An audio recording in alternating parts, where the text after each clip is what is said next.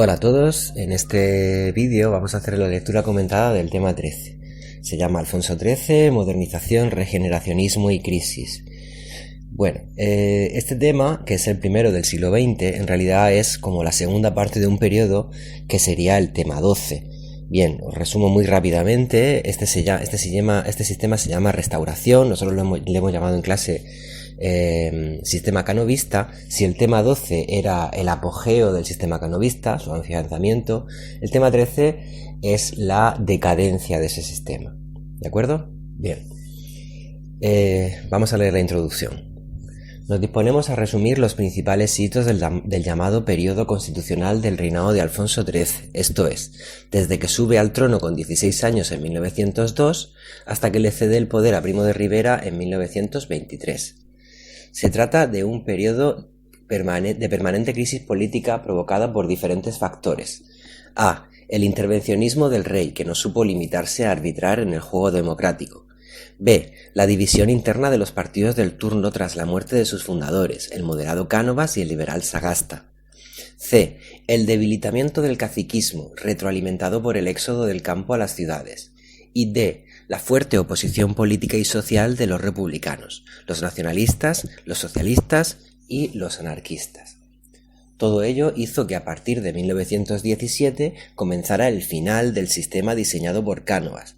Se sucedieron varios gobiernos de coalición inestables e ineficaces que desembocaron en la claudicación del rey ante Primo de Rivera. Bueno, ¿cuáles son los factores que provocan la crisis del sistema canovista? Pues primero, el rey se mete donde no le llaman, el rey no estaba llamado a participar en este juego. Recordad que era solamente una de los cuatro patas de la mesa según Cánovas. La división interna de los partidos, el debilitamiento del caciquismo, que cada vez tiene menos poder porque ya cada vez hay menos gente en el campo, y la fuerte oposición política de estos partidos que ya hemos visto. De acuerdo, a partir de 1917 este periodo entra en crisis ya completa.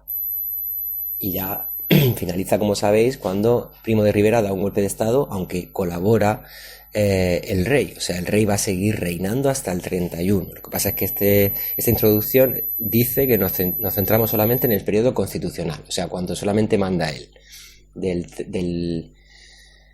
Del 23 al 31 va a reinar el rey, pero el país lo va a sujetar, lo va a manejar Primo de Rivera.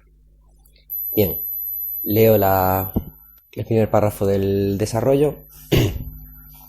Desde 1905 hasta 1907, la política se vio superada por el intervencionismo del rey y la presión del ejército, como podemos ver en la llamada cuestión catalana.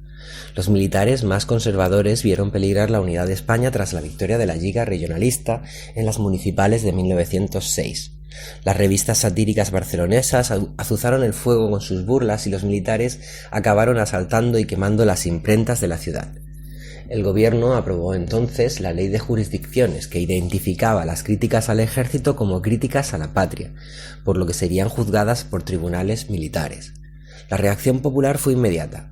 Una nueva coalición, Solidaritat Catalana, arrasó en las elecciones de 1907 y redujo drásticamente la presencia de los partidos españolistas, conservadores y liberales en Cataluña.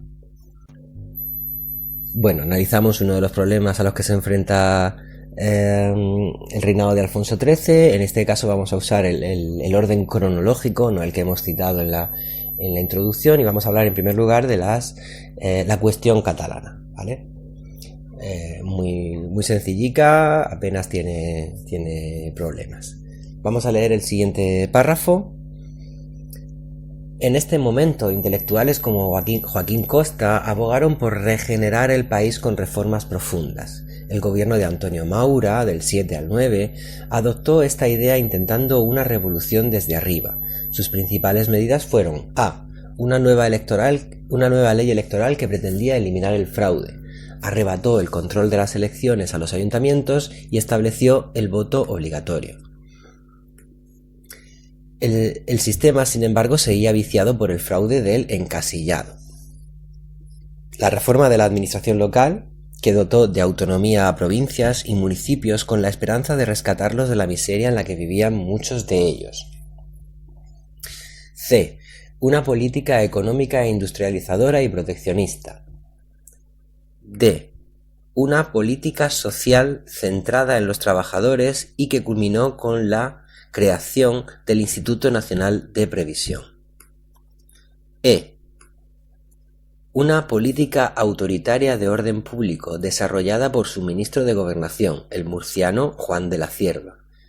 Precisamente lo que acabó con el gobierno de Maura fue la Semana Trágica de Barcelona, el ataque de los habitantes del Rif contra los trabajadores españoles de una compañía minera llevó a la movilización de reservistas. Las protestas obreras contra el gobierno acabaron con una huelga general, que desembocó en 3 días de caos y represión militar, con un balance de más de 100 muertos, heridos y la ciudad destrozada. Bueno, este es un resumen del gobierno de Maura, solo 2 años, pero muy importante porque toma a cabo unas medidas muy importantes, ¿de acuerdo? Las tenéis ahí subrayadas y su final lo marca la Semana Trágica, ¿vale? La Semana Trágica porque el detonante, evidentemente hay muchas cuestiones que van a salir después a la luz, pero el detonante es estos soldados que se niegan a montarse en los barcos para ir a luchar a Marruecos, al Rif, ¿de acuerdo? En 1910, seguimos leyendo, llegó otro proyecto regenerador de la mano de Canalejas. En cuanto a la cuestión religiosa, a pesar de ser un devoto católico, mandó tratar a las órdenes religiosas como asociaciones e impidió su nueva creación con la famosa Ley del Candado. Como sabemos, ninguna de esas medidas fue realmente efectiva. En cuanto a la cuestión obrera, durante su mandato proliferaron las asociaciones sindicales. Ante las numerosas huelgas, el gobierno alternaba la represión con el arbitraje en los conflictos. Reprimió duramente, por ejemplo, la huelga general revolucionaria de 1911, en la que ordenó la disolución de la CNT y procesó a dirigentes de la UGT.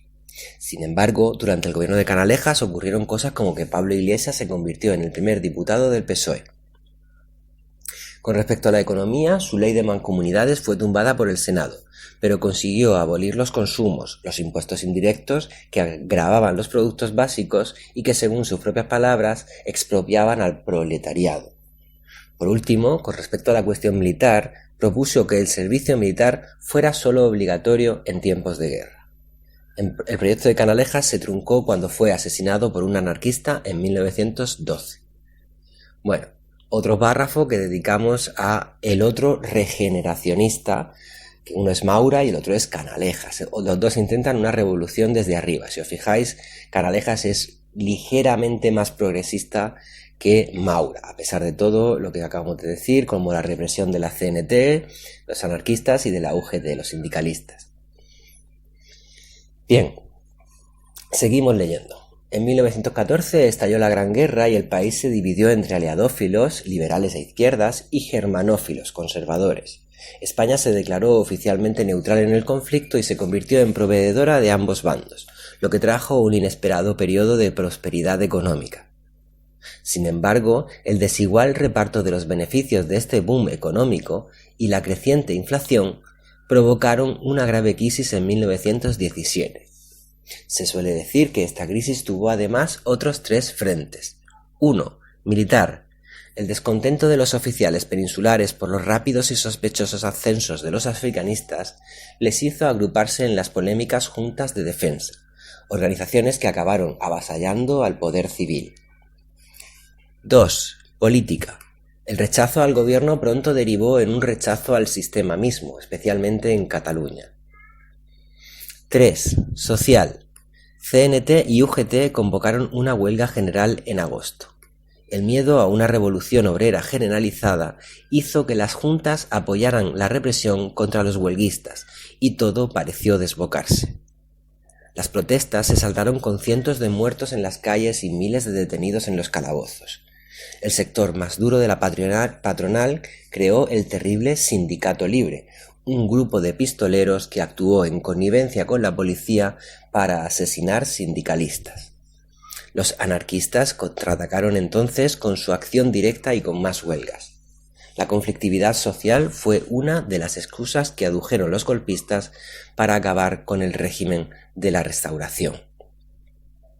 Bueno, la crisis de todo este párrafo es en 1917, pero hemos echado un par de pasos hacia atrás para explicar cómo está ya la Primera Guerra Mundial y España se mantiene neutral, pero provee a los dos bandos, y ese boom económico no provoca una bonanza económica para la gente, sino al contrario, más crisis, ¿vale? Tres frentes unidos además a la crisis económica, militar, política y social, ¿de acuerdo? Y acabamos con esas revueltas del 17 que lo único que hacen es asentar el terreno para que después venga Primo de Rivera y dé un golpe de estado, ¿de acuerdo?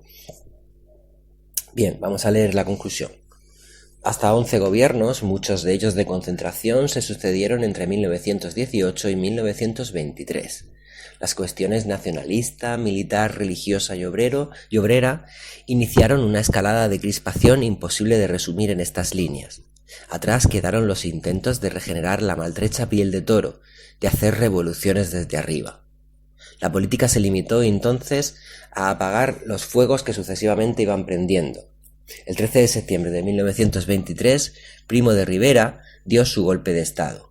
Y el hecho de que la sociedad, políticos, medios de comunicación, patronos, ciudadanía, recibiera la noticia con pasividad, nos da una clave para entender la situación insostenible a la que había llegado la política española. Alfonso XIII sí manifestó su entusiasmo, quizá inconsciente de que se acababa así con uno de los logros del sistema canovista: desterrar los pronunciamientos militares del juego político. Bueno, aprovechamos la conclusión para decir que todo eso, la crisis que comienza en el 17, en realidad es como una bola gigante de nieve que va creciendo hasta el 23, que es cuando da golpe de estado, y anunciamos ya la llegada de Primo de Rivera, la frialdad con que se le recibe, el entusiasmo con que lo recibe el rey, y cerramos el círculo de este sistema de la Restauración, que serían los temas 12 y 13, diciendo que se ha traicionado el espíritu de Cánovas. Recordad que Cánovas decía que la política es el arte de llegar a acuerdos sin que intervengan los militares. Muy bien, pues un saludo a todos.